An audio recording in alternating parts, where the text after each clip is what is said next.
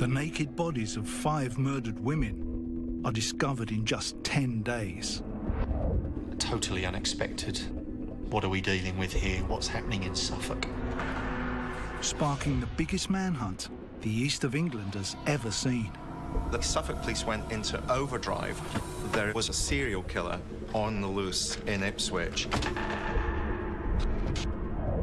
For the police, it became a race against time to stop the killer striking again. Who's going to be next? Is there any more girls missing? What's going to happen next? Am I going to be next? You know? Yet their most powerful clues could only be seen through a microscope.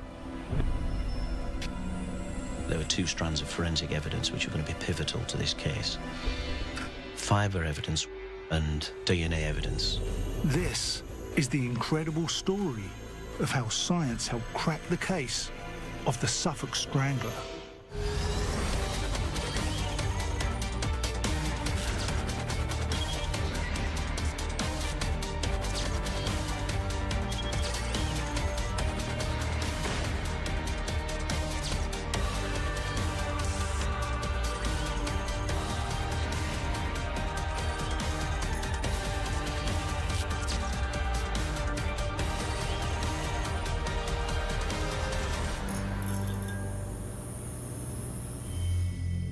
In 2006, the Suffolk Strangler took the lives of 5 prostitutes in the town of Ipswich. The rapidity of the killings, 5 deaths in 5 weeks, triggered Britain's biggest manhunt since the Yorkshire Ripper. And over 200 detectives joined forces in a desperate bid to capture the murderer before they struck again. The killing spree began in mid-October, when the first victim disappeared from Ipswich's notoriously busy red light district. Ipswich is a port town and no stranger to prostitution. But an escalating drug problem has seen an increase in the number of women working the streets. It's a situation that worries DCS Stuart Gull. There were in the region of 100 or more sort of prostitutes working in the Ipswich area, highly vulnerable and at risk. Monday the 30th of October 2006, local girl Tanya Nicole fails to return home. But there's something her family doesn't know. Tanya has been leading a double life. How much? 50 quid. Nothing weird. 20 more like. 30. For the last few weeks, Tanya's been working as a prostitute to support her drug habit. It's a scenario familiar to many of the local working girls. And the manner of Tanya's disappearance particularly concerns DCS Stuart Gull. She had literally disappeared off the face of the earth. Her phone records showed us a very flat line from the 1st of November, no incoming or outgoing movement of data at all, and again, that was a real cause for concern. Just over 2 weeks later, another girl, 25-year-old Gemma Adams, has been reported missing. Like Tanya, Gemma is also working the red light district to pay for her drug addiction. It was then that we really started worrying. Are they still alive in a room somewhere, you know, or have Tanya and Gemma done this to a dealer and both of them are gone? You just don't really know when you're involved with drugs what the true reason is. As part of the investigation into Tanya's and Gemma's disappearance, the police questioned motorists in the area where the girls usually worked. Please, sir. You know where 2 girls have gone missing? No. Has Tanya, Nicole, Gemma Adams mean anything to you? No. Those names don't mean anything to me. All right, move on. But despite stopping over 500 cars and questioning 2,000 people, no new information about the girls was found. On the morning of the 2nd of December, Water bailiff Trevor Saunders is checking Belstead Brook for blockages after heavy rains have caused flooding. Noticed what I thought at first was a dummy, a mannequin. So, got down into the water to get it out. On closer examination, Trevor discovers the true nature of what he's found. So I got down to pick it out and to clear the blockage. And when I got down to her, that's when I realised that, no, it weren't a dummy, it was a real body. And immediately thought to myself that I found one of the missing girls. Trevor Saunders' discovery is relayed to Stuart Goll. Apart from that, nothing. Girl, someone's called in, they found a body. Where? In a stream behind some fisheries near Hintlesham. Let's keep a lid on this until we're sure of the facts.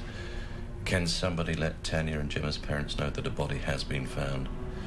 I don't want them hearing about it through the news. What do you say? Clearly, identification wasn't known at that stage, but you automatically fear for the worst, and you assume that it's perhaps either Tanya or Gemma. Hearing where the body has been found, forensic officer David Stagg realises the magnitude of the task he's facing. The expectation of recovering forensic evidence from both the body and the scene where the body was found was actually quite low, because depositing a naked body in running water, you're not going to have much forensic evidence left whatsoever. So we knew we were up against it right from the start.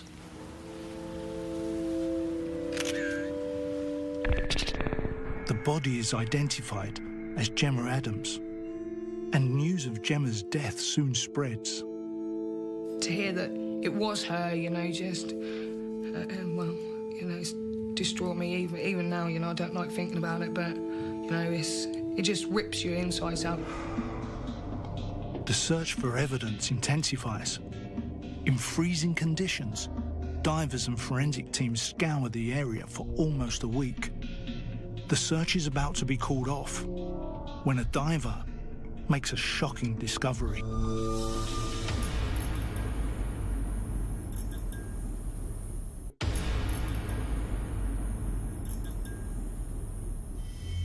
In December 2006, prostitutes Tanya Nicol and Gemma Adams went missing from the red light district of Ipswich.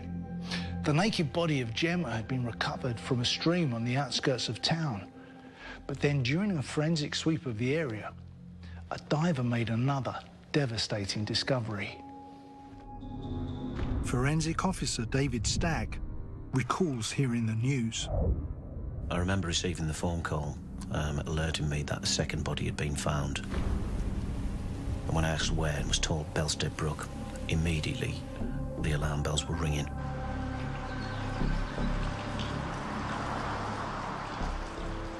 Less than 2 miles downstream from where Gemma Adams was recovered, there's little doubt the second body is that of Tanya Nicol. Not in my wildest dreams did I anticipate that they would uncover the body of Tanya Nicol. We were now no longer dealing with two missing persons. This was a double murder inquiry. Despite the similarities, the police know they can't assume the deaths are linked. I want an SIO assigned to each of these murders. I don't want anybody jumping to conclusions. We still need to keep an open mind that it could be just coincidence. Understood. Any news about the cause of death? Nothing concrete, sir. Bodies are in pretty bad shape. Have forensics turned up anything? Not yet. Seems the bodies were washed clean, but they're still looking. A post-mortem is conducted, but with the two bodies having been immersed in water for so long, the results are inconclusive. Forensic scientist Ray Palmer knows retrieving any evidence will be near impossible. Because they'd actually been present in flowing water for a number of weeks, any prospect of recovering fibres or other debris from the skin, or even DNA from the skin, in that period of time was virtually zero. The murderer's choice of location indicates to criminologist David Wilson that the police are dealing with a methodical and calculating killer. The fact that he had placed the bodies in water so as to destroy any forensic evidence suggested to me this was a very, what criminologists would describe as organized killer. By organized, I mean that he's very carefully thought through how he's crucially going to avoid being detected from the police. With no evidence, the police need to find witnesses. They interview other women working in Ipswich's red light district. Thanks for coming in, Paula. One of them is fellow prostitute Paula Clennell. Paula, how well do you know Tanya? Yeah, well enough. She knew on the streets. Seemed nice enough. She had a cigarette with her, you know. Pretty girl. When did you last see her? Saw her about a week ago. Maybe 2. Can you remember exactly what date that was, or what day, time? I think it was about 12:30, 1 AM maybe. Would have been end of October. Burlington Road area. Burlington Road is one of only a handful of streets that make up Ipswich's red light district.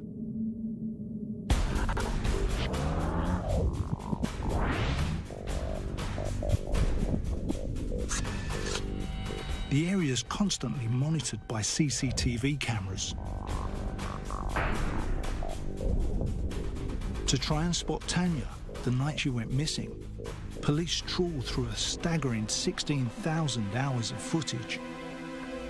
Their dedication pays off.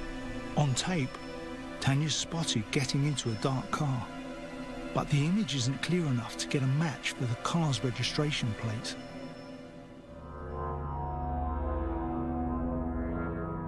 Then, the discovery of yet another body on dry land. The motorist had reported finding what appeared to be the naked body of a young female. Totally unexpected, totally unbelievable. Mind begins to race. What are we dealing with here? What's happening in Suffolk? The discovery of yet another body less than 48 hours after the start of the double murder inquiry horrifies David Stagg. After the body of Tanya Nicole had been found, nobody had really envisaged that this spree of murders would actually continue, and it came as a real shock to us when the third body was found. Not just because it was the third body, but the manner of deposition was entirely different to the first 2. The body has been found on dry land, in a secluded wood, less than 10 miles from the centre of Ipswich. But it's the way the body has been left that disturbs Stuart Gall. She was naked, she'd been posed, and the offender had clearly taken some time to lay her out. The killer has arranged the body in the shape of a cross. She was pristine. She looked like an angel.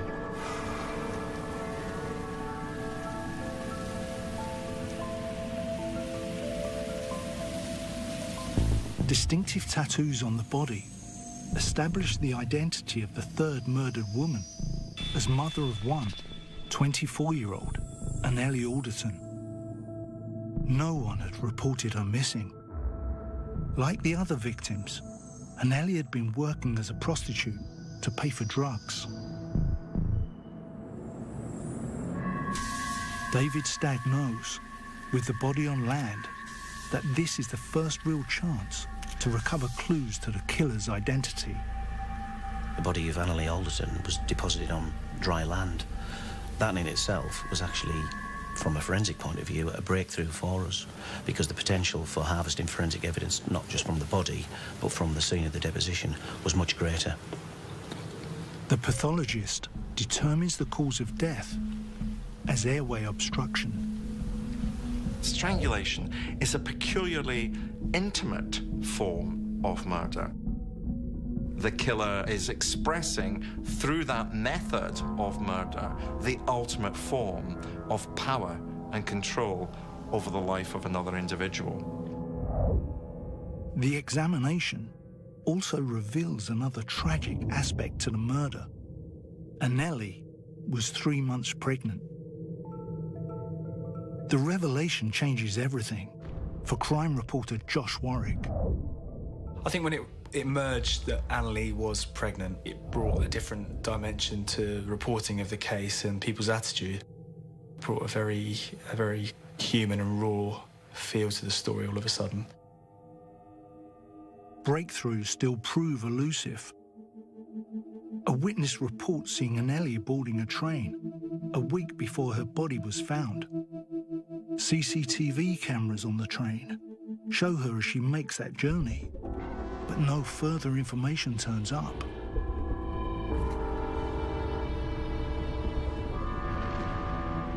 With the discovery of 3 murder victims in less than a week, all with such similar backgrounds, criminologist David Wilson has little doubt about the type of murderer the police are chasing.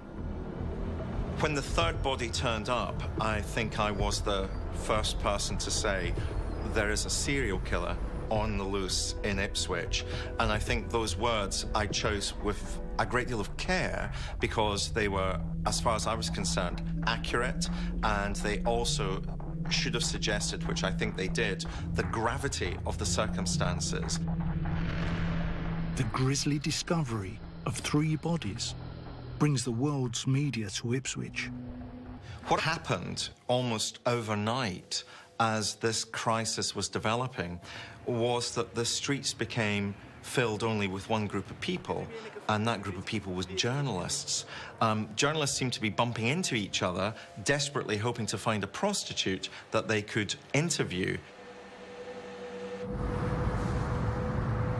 Despite the fact that a killer seems to be targeting prostitutes, most of the girls continue to work the streets as usual. We were all worried and obviously scared, but we all had to go to work anyway. You know, we had drug addictions, we had addictions to feed. On the 11th of December, the police issued a statement urging the 40 or so working girls to get off the streets of Ipswich. They also expressed concern for the city's wider female population, who were now enjoying the Christmas party season. But the warnings were ignored.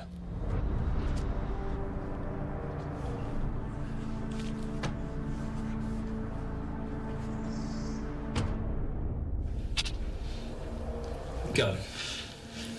2 more girls have been reported missing. Annette Nichols. Say again? Paula Clennell.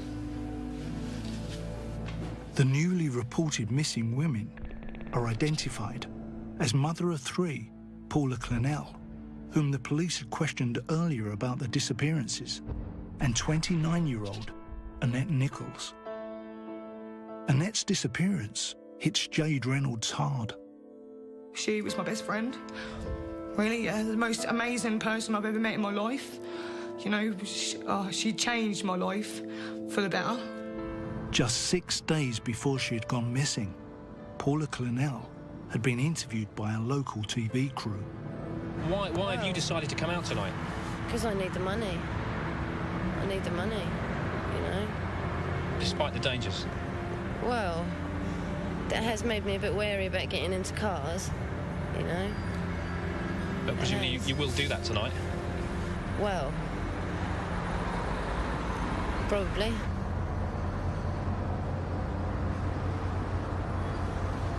Following the 2 new disappearances, the police organise a press conference. Reporter Josh Warwick is stunned by the turn of events.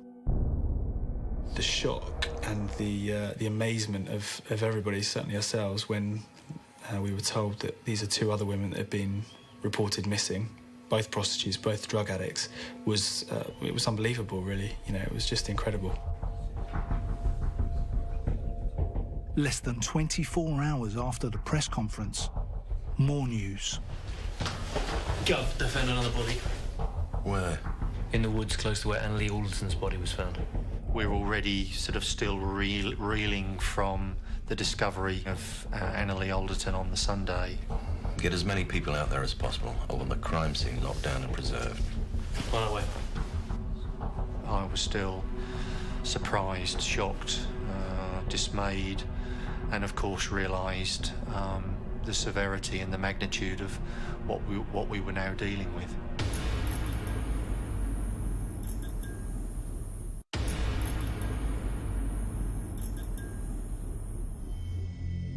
Within the space of just 6 weeks in 2006, 5 prostitutes disappeared from Ipswich's notorious red light district. The bodies of 3 of the women had already been recovered, but the community was praying that the other 2 girls might still be found alive. Then the police received word that yet another body had been found, this time in Woodland, alongside the Felixstowe Road in Nacton. A helicopter observation team relay images back to police headquarters.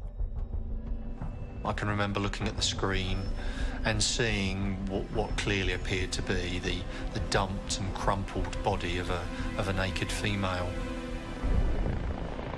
The police continued to search the area, and for helicopter observer Maggie Williams, there are more horrors to come. I put the camera onto the first body, and we decided as a crew that we should really search the rest of the wood. And as I swung the camera around, panned the camera around, and came into view on the screen was another body. And that was, yeah, the realisation, the gruesome discovery that, yes, there were 2 bodies there in the same location, fairly close to each other. Back at police headquarters, Stuart Gull was stunned by the images coming in. It probably took a few moments for the pennies to drop, but it then dawned on me we now had a 4th and 5th victim. That was a particularly difficult time. The police soon confirm the bodies are those of Paula Clennell and Annette Nichols. That's the one that hit me the worst, and still does to this day, is Annette. I can't believe she's dead. I can't believe she's gone, really. Don't want to believe it, but I have to. A post-mortem shows Paula died following compression to the neck. But Annette's death remains a mystery. Tragically, all 5 of the missing women have been found dead. Stuart Gull reluctantly announces the police are looking for a serial killer. Whilst we only had a cause of death for 2, in all probability, all had died as a result of some form of interference with the airway. So you put all of that together, and I think quite rightly we drew the conclusion that we were looking for just 1 or more persons who were involved together in the abduction and murder of all 5 women. 600 officers and staff from within Suffolk are now assisted by a further 500 from around the country. It's the biggest police manhunt the east of England has ever seen. With the announcement that a serial killer is at large, media attention dramatically increases. I think you'll agree there's little doubt that the murders are the work of one person or persons working together. We had a number of people of interest, a small number at that stage, but it's a very methodical, very sort of scientific process that you need to go through. You can't declare everybody a suspect, otherwise you make no progress at all. One name seems to offer itself up. Following an interview with a newspaper in which he admits to knowing the 5 victims, 37-year-old supermarket worker Tom Stevens is taken into custody. In custody and helping police with their inquiries, the man who lived here is being held by police hunting the Suffolk serial killer. The police had to arrest Tom Stevens on that occasion because, if in effect, he said, I knew all of these 5 women. They've all been back to my house. I do not have an alibi for the nights that they went missing. In those circumstances, the police would have been bonkers not to have arrested somebody who's openly saying that. Without solid evidence, the police know they'll soon have to let Stevens go. Then, the forensic team take an extraordinary step forward. Tiny amounts of DNA are retrieved from the bodies of Anneli Alderton, Annette Nichols, and Paula Clennell, the 3 women found on dry land. My initial feeling was one of surprise, bearing in mind the very hostile environment that these young women had been found in. I wasn't over-optimistic that we'd recover forensic material as quickly as we did. The forensic team's objective is to see if this DNA is that of the killer. But there's a problem. There may not be enough DNA to examine accurately. To be able to identify the DNA's genetic fingerprint, the team need a certain amount of DNA. By using a technique known as polymerase chain reaction, the strands of DNA retrieved from the bodies are copied over and over again, providing the team with enough genetic material to analyse. The findings stunned David Stagg. I remember when I was notified that we had a DNA hit that linked firstly 2 of the bodies and then subsequently all 3 of the land-deposited bodies. And initially it was a feeling of disbelief.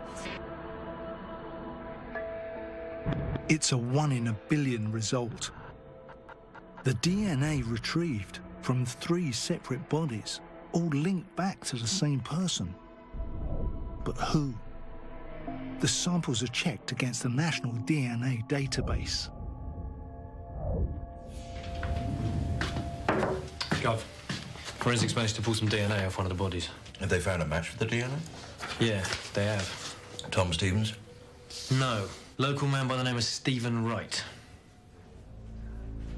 Steve Wright wasn't on our radar at that particular time. He was already in the system. He'd actually been stopped on an anniversary road check in respect of the disappearance of Tanya Nicol. All right, move on. It's quickly established that Wright works locally as a forklift driver and lives on London Road, one of the streets that make up Ipswich's red light district. Put him under 24-hour surveillance. See what turns up. Got it.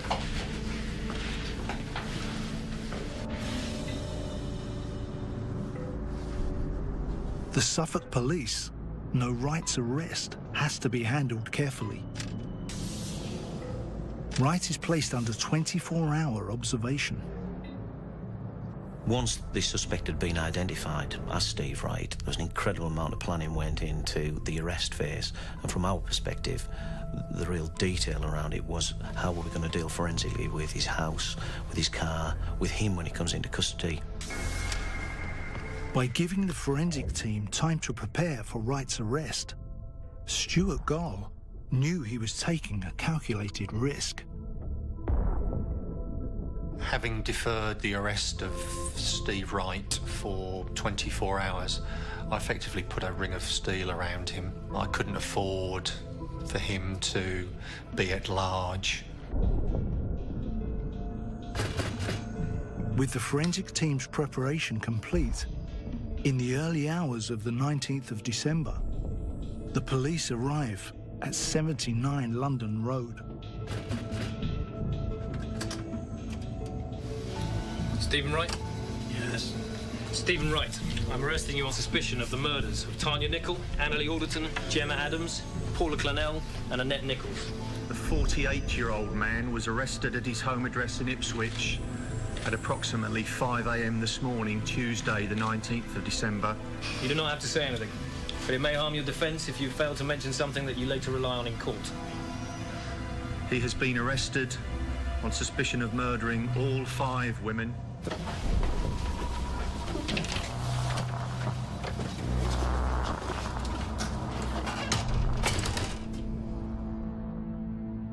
The police conduct a background check of the man they believe capable of killing 5 young women.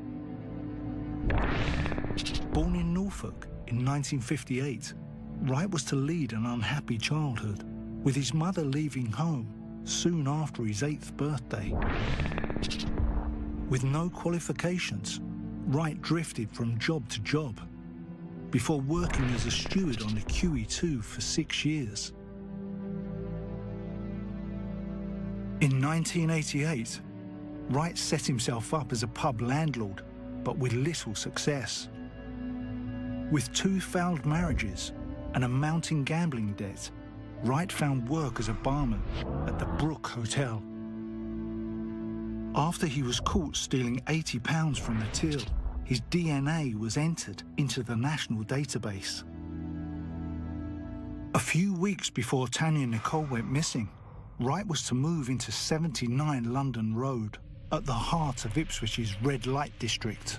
What's intriguing about serial killers is not the fact that they are the epitome of evil, but rather they're the banality of evil. It's their ordinariness that sticks out. And when I first got to know more about the background of Steve Wright, what struck me was, again, that sense of the everyday nature of who serial killers are. Wright is questioned by the Suffolk police. Come on, Steve. You're telling me you've never even been tempted to go with a prostitute? No comment. When he was arrested, he said no comment during the first 8 hours of interviews. We've got the last girl to go missing with your DNA, and the one before with your DNA, both on their naked bodies. And how can that be?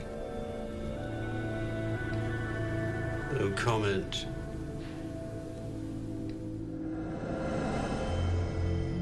Even without a confession, the DNA recovered from the bodies was sufficient evidence for the police to charge Wright with the murders of all 5 women and release former prime suspect Tom Stevens.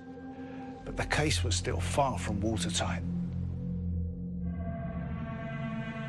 Wright's trial is set for January 2008. The pressure is now on for the forensic teams to find conclusive evidence linking Wright to the 5 murdered women.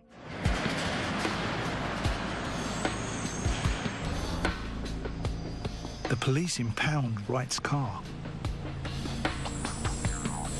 As part of our forensic strategy, we identified Steve Wright's car as a key exhibit that needed to be examined in fine detail, not just for fibre evidence, but evidence of any other transfers.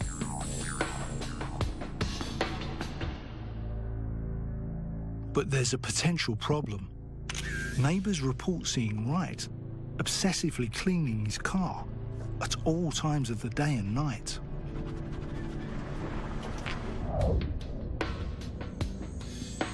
Undeterred by Wright's efforts, the forensic team set about the painstaking task of lifting fibres from the car in the hope they'll be able to match them with the fibres found on the bodies. Their efforts finally pay off. The first significant finding that we came up with related to the tapings that had been taken from Annette Nichols. What we found on these tapings was a fake fur fibre. When we came to look at Steve Wright's vehicle, we found 2 of these fibres inside the footwell, which matched the fake fur fibre from Annette's tapings exactly. Then, the fibre analysis team make another critical discovery. What we found on tapings from the rear seat were a number of very, very tiny flakes of blood. Completely unexpected finding, but nevertheless highly significant.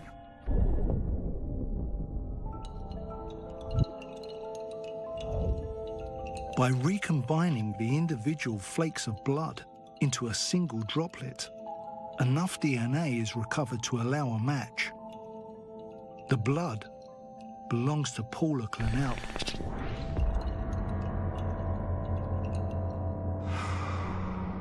And when Wright's fluorescent jacket is subjected to a microscopic examination, they find more of Paula's blood, as well as Annette Nichols.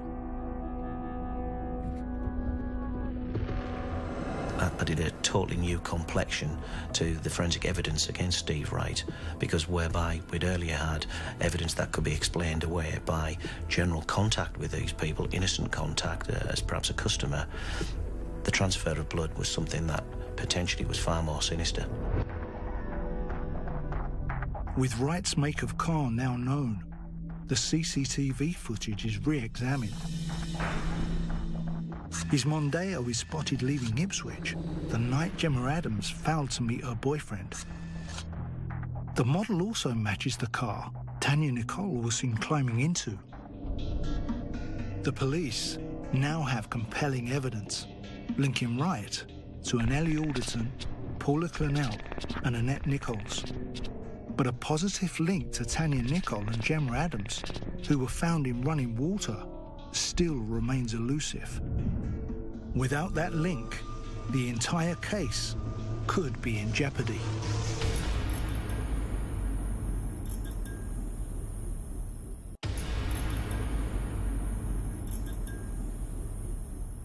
On the 19th of December, 48-year-old Steve Wright was arrested on suspicion of murdering 5 women.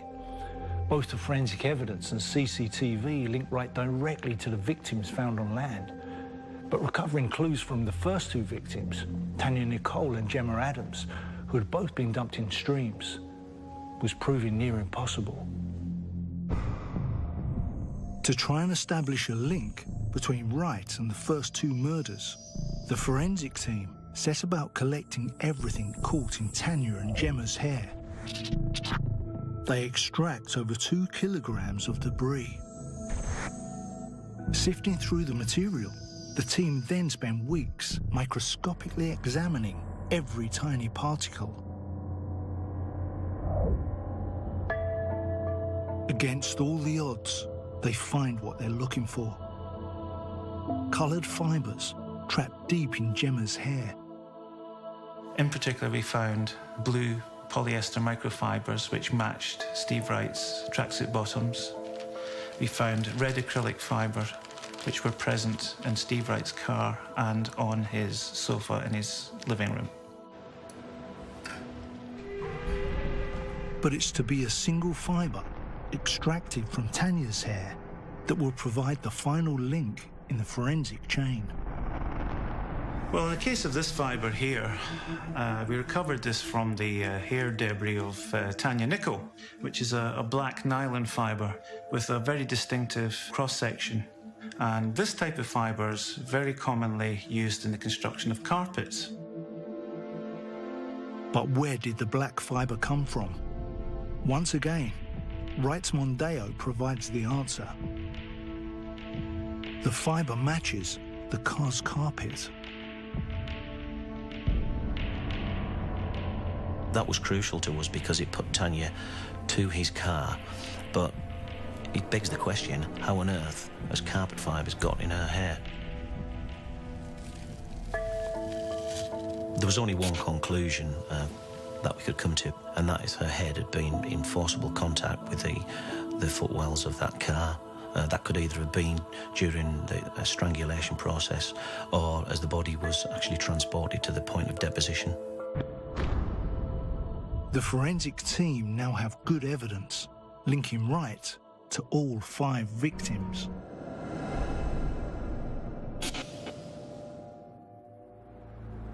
On the 14th of January 2008, the trial of Steve Wright begins. We were under intense pressure and scrutiny. We felt the weight of expectation.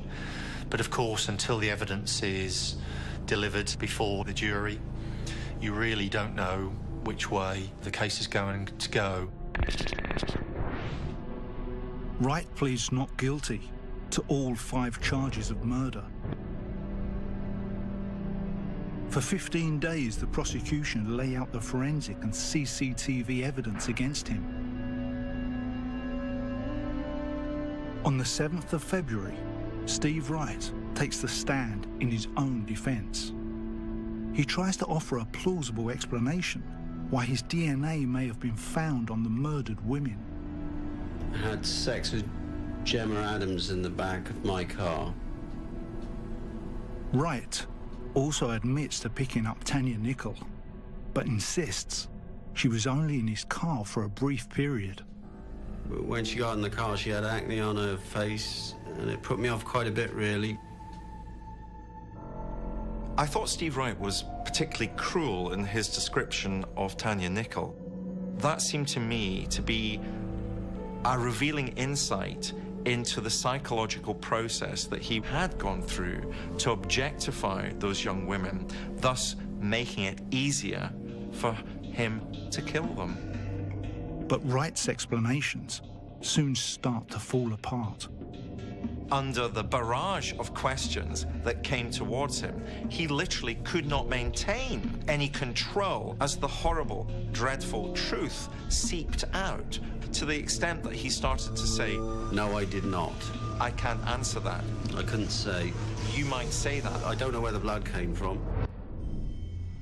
Wright's trial lasted for over a month, but on Thursday, the 21st of February 2008, after just 8 hours of deliberation, the jury of 9 men and 3 women returned to deliver their unanimous verdict: guilty on all 5 counts of murder.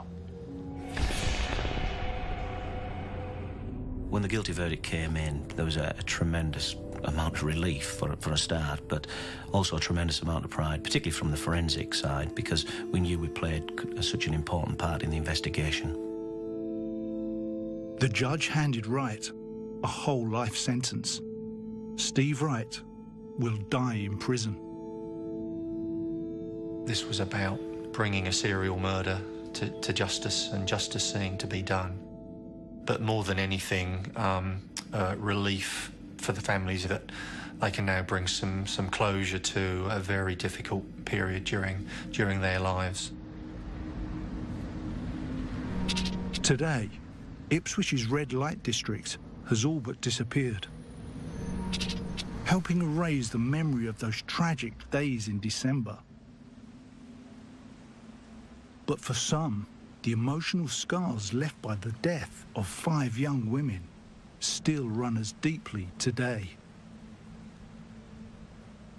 People want to see me cry, they can see me cry, you know, because this is real, this is what happened, you know, these people I knew, and I'm not going to not cry because of it, you know, they were my friends. That's mine and Gemma's tree. No matter what her job was, what she'd done, she was still a human being, and a young one at that. So hopefully every year that will be in full colour, just to bring the rosiness back to her cheeks wherever she is now.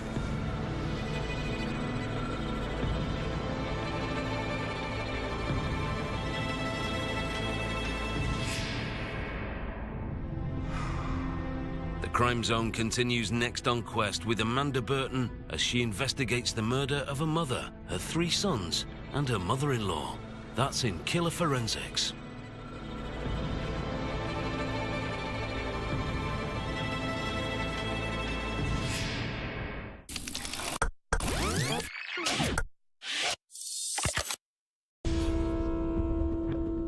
The naked bodies of 5 murdered women are discovered in just 10 days. Totally unexpected. What are we dealing with here? What's happening in Suffolk? Sparking the biggest manhunt the east of England has ever seen.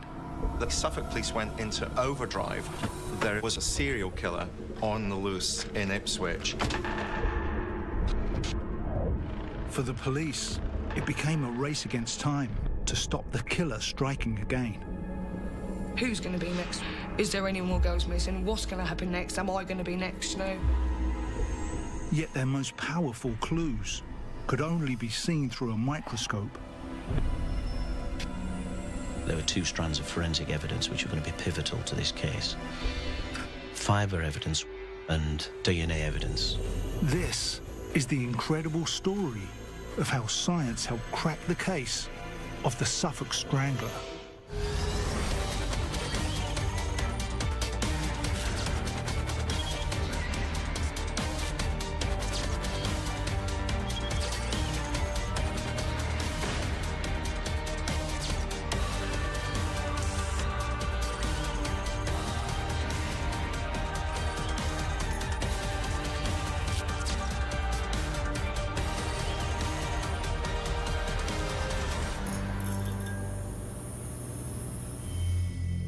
In 2006, the Suffolk Strangler took the lives of 5 prostitutes in the town of Ipswich.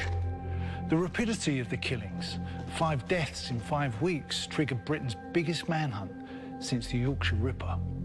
And over 200 detectives joined forces in a desperate bid to capture the murderer before they struck again. The killing spree began in mid-October, when the first victim disappeared from Ipswich's notoriously busy red light district. Ipswich is a port town and no stranger to prostitution. But an escalating drug problem has seen an increase in the number of women working the streets. It's a situation that worries DCS Stuart Gull.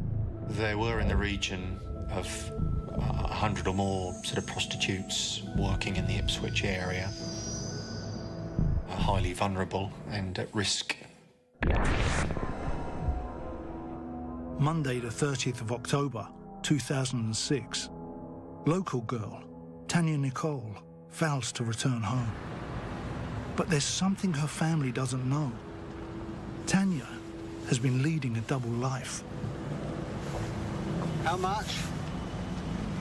50 quid. Nothing weird. 20 more like. 30. For the last few weeks, Tanya's been working as a prostitute to support her drug habit. It's a scenario familiar to many of the local working girls. And the manner of Tanya's disappearance particularly concerns DCS Stuart Gull. She had literally disappeared off the face of the earth. Her phone records showed us a very flat line from the 1st of November, no incoming or outgoing movement of data at all, and again, that was a real cause for concern. Just over 2 weeks later, another girl, 25-year-old Gemma Adams, has been reported missing. Like Tanya, Gemma is also working the red light district to pay for her drug addiction. It was then that we really started worrying. Are they still alive in a room somewhere, you know, or have Tanya and Gemma done this to a dealer and both of them are gone? You just don't really know when you're involved with drugs what the true reason is.